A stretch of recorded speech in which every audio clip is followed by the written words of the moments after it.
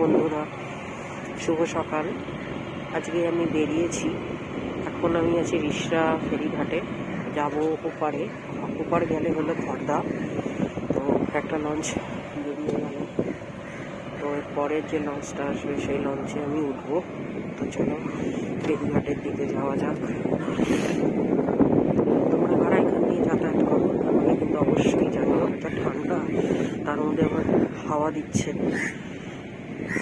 ভীষণ কষ্ট হচ্ছে। যাই হোক, আকাশটা মোটামুটি পরিষ্কার, রোদ উঠেছে।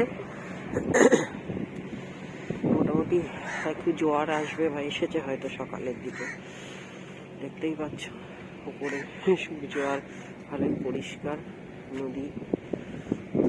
এই লঞ্চ চলে গেল ছেড়ে। এটা আমাদের মাহেশের দিকে, রিষড়ার দিকে ফ্ল্যাট গুলো। এই যে জেটি ঘাট।